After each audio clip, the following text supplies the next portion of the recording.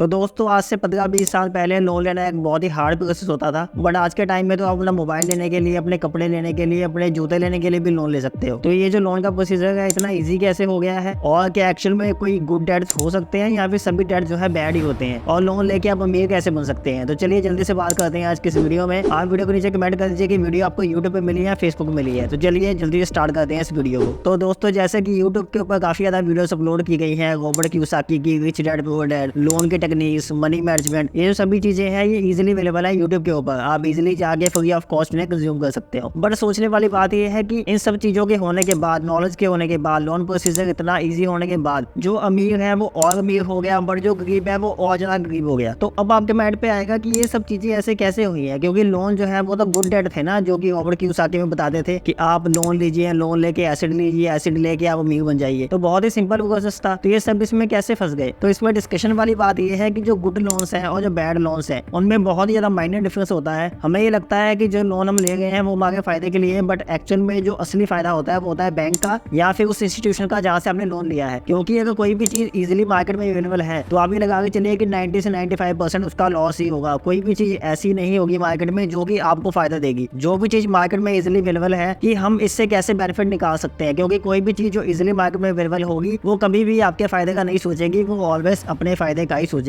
तो हम जो है दो चीजों में बात करेंगे इस वीडियो में, फर्स्ट बैड डेट्स और सेकंड गुड डेट्स। तो चलिए बैड डेट्स से पहले स्टार्ट करते हैं। अब बैड डेट्स क्या होते हैं। बैड डेट्स होते हैं कुछ ऐसे लोन जो कि आने वाले टाइम में आपको मनी के ट्रैप में फंसा देते हैं और आपकी जो भी इनकम होती है वो लोन्स के अंदर ही चली जाती है। अब ये लोन कौन कौन से हो सकते हैं। तो बैड डेट्स को समझने के लिए मैं एक छोटी स्टोरी का यहाँ पे सहारा लूंगा। मान लीजिए कि आपने शादी करनी है, आप बैंक से लोन लेते हो तो आपको लोग कहेंगे हाँ हाँ बहुत अच्छी शादी हुई है। अगर आपने बाइक लेनी है, आप बैंक से लोन लेते हो, लोग कहेंगे हाँ बहुत अच्छी बाइक है। अगर आपने कार लेनी है, बैंक से आप लोन लेके कार लेते हो, लोग कहेंगे हाँ बहुत अच्छी कार है। बट जब आप कहोगे कि मैं लोन लेके बिजनेस करना चाहता हूँ, फिर आपको लोग कहेंगे नहीं नहीं इसमें तो रिस्क है। तो अब अगर आप ध्यान से सोचोगे तो जो पहले तीनों चीजें थी, आपकी कार हो गई, बाइक हो गई, आपकी शादी हो गई, ये आपके एसेट नहीं है, ये लायबिलिटी है। इसकी बात हम नहीं कहेंगे कि एसेट क्या होता है, लायबिलिटी क्या होता है, सबको पता है, सब बहुत ज्यादा आजकल ज्ञानवान हो चुके हैं। बट सोचने वाली बात है कि जो पहली तीनों चीजें थी उसमें आपका 0% फायदा है, कोई भी आपका फायदा नहीं है। अगर आप अपनी एक्सपेक्टेशन को कम करके उन पैसों को बचा लेते और उन पैसे को इन्वेस्ट कर देते आगे, तो शायद आपको बेनिफिट होता। बट जो पहली तीनों चीजें थी वो आपको किसी भी एंगल में बेनिफिट नहीं देने वाली। प्लस आपको एक EMI देनी पड़ेगी जो कि 5 साल की, 3 साल की, 10 साल की भी हो सकती है। तो ये तो हो गए बैड डेट्स। अब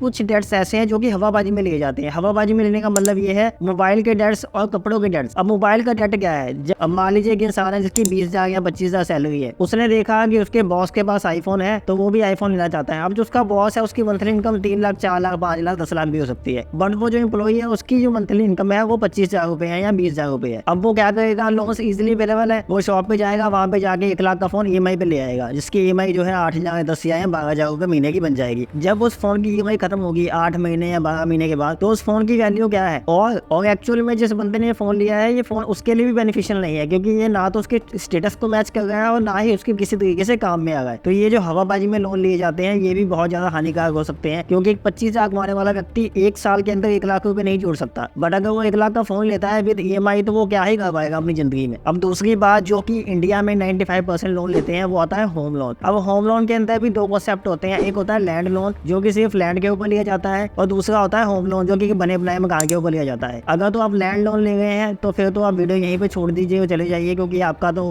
बेड़ा गर्क हो चुका है। और दूसरे जो है होम लोन वाले, होम लोन में क्या होता है, ये जो इंटरेस्ट रेट होते हैं वो होते हैं रिड्यूसिंग रेट पे। अब रिड्यूसिंग रेट का मतलब ये होता है कि जो स्टार्टिंग में आपको रेट लगेगा लोन का, जो EMI पे ब्याज आएगा वो ज्यादा आएगा। जैसे जैसे EMI आपकी जाती है कि ब्याज कम होता रहेगा, प्रिंसिपल अमाउंट बढ़ता रहेगा। अब इसमें झोल ये है कि मान लीजिए आपकी 20 साल की EMI है, उसमें आपको लेट्स सपोज 7%, 8% या 9% का आपका इंटरेस्ट रहने वाला है, और आपकी जो लोन अमाउंट है वो 40 से 50 लाख रुपए अकाउंट है मान लीजिए। तो क्या होगा, अगर आपने 5 साल अपनी EMI पे की है जो कि EMI आपकी 30,000 या 40,000 बनेगी, उसके बाद अगर आप 5 साल के बाद अपनी लोन की स्टेटमेंट को देखोगे तो आपको ये दिखेगा कि आपका एक्चुअल प्रिंसिपल वहीं पे खड़ा है, और जो अब तक आपने EMI पे की है उसमें केवल इंटरेस्ट ही जा रहा है आपका 80 से 90%। इट मींस कि अगर आप 10 साल लोन चला के उसे बंद करवाने की सोचेंगे तो आप इंटरेस्ट दे चुके हैं। अब उस लोन को 20 साल चलाइए तो ही आपके लिए बेनिफिट रहेगा। तो कुल मिला के बात ही आती है, ये जो सभी लोन्स है ये सभी के सभी लोन बैड ही होते हैं, गुड लोन इनमें कोई भी नहीं है। अगर आप वापस समझना चाहते हैं कि एक्चुअल में मैं लोन्स को बैड क्यों कह रहा हूँ, तो वीडियो के नीचे आप कमेंट कर सकते हैं। मैं आपको प्रॉपर एक लेंथी वीडियो बना के बता सकता हूँ कि ये सभी लोन बैड क्यों है, इंक्लूडिंग होम लोन। अब हम सेकंड साइड में चलते हैं गुड लोन्स में। अब गुड लोन्स में अगर आपने कोई लोन लेने हैं तो इसमें केवल 2 ही लोन रिकमेंड करने वाले होते हैं। फर्स्ट होता है एजुकेशन लोन जो कि एजुकेशन के लिए लिया लिया जाता है, सेकंड होता है बिजनेस लोन। तो पहले बात करते हैं एजुकेशन लोन की। एजुकेशन लोन का मतलब ये है एजुकेशन लेना। अगर आप अच्छी एजुकेशन लोगे तो आप अच्छी जॉब करोगे या अच्छा बिजनेस करोगे, अच्छी इनकम कमाओगे, देन ये लोन आपको देना आसान रहेगा और इसका इंटरेस्ट रेट भी कम होता है और इसकी ईएमआई भी कुछ टाइम के बाद स्टार्ट होती है। तो ये लोन आप ले सकते हो। और दूसरा लोन जो है वो है बिजनेस लोन। अब बिजनेस लोन का मेन काम क्या है, मान लीजिए कि अगर आप कोई बिजनेस स्टार्ट करना चाहते हैं बट आपके पास प्रॉपर अमाउंट नहीं है बिजनेस को स्टार्ट करने के लिए, तो आप लोन ले सकते हैं। अब इसमें एक क्वेश्चन आता है, अब लोग ये सोचते हैं कि जो लोन्स हैं वो ऐसे ही मिल जाते हैं। लोन भाई जब आप लेने जाओगे बैंक के पास बिजनेस स्टार्ट करने के लिए, तो पहले वो देखेगा कि आप उसके काबिल भी हो कि नहीं हो। ये नहीं होता कि आप बैंक में गए और आपको 10 लाख का लोन बैंक ने दे दिया। वो चेक करेंगे कि आप कितनी ईएमआई दे सकते हो, क्या आप कमाते हो, उसके अकॉर्डिंग ही आपको लोन मिलेगा। जो आप सोचते हैं कि आपने 5 लाख का लोन ले लिया और फिर जाके आपने बिजनेस स्टार्ट किया, वो चल गया, वो 5 लाख का लोन लेने के लिए भी आपकी हैसियत 5 लाख जितनी होनी चाहिए फिर आपको 5 लाख का लोन मिलेगा। अब इसमें क्वेश्चन ये है कि जो बिजनेस लोन है वो आप उतना ही लीजिए कि अगर लॉन्ग टर्म में आपको लॉस भी हो जाए तो वो अमाउंट देने के चक्कर में आपकी पर्सनल लाइफ खराब ना हो। अगर आप 2 लाख से स्टार्ट कर सकते हो तो आप 1 लाख का ही लोन लीजिए और बाकी जो पेमेंट है वो आप अपने खुद से दीजिए। इसमें इंटरेस्टिंग बात ये है कि अब मान लीजिए आपने 1 लाख का लोन लिया, वो आपको 9 से 12% इंटरेस्ट में मिल गया। अब वो जो लोन है वो आपको 1 साल बाद 1,12,000 रुपए बैंक को देने हैं। अब आपके माइंड में ये चीज होनी चाहिए कि जो मुझे 1 लाख बैंक ने दिया है, मुझे कम से कम उससे 2 लाख कमाने हैं, तभी आप जो है 80 से 85,000 रुपए प्रॉफिट में जा पाओगे, क्योंकि उस ब्याज को भी आपने निकालना है। आपको उस ब्याज से तेज भागना पड़ेगा, तभी आप उस लोन की जो इंटरेस्ट है उसे बीट कर पाओगे। इसलिए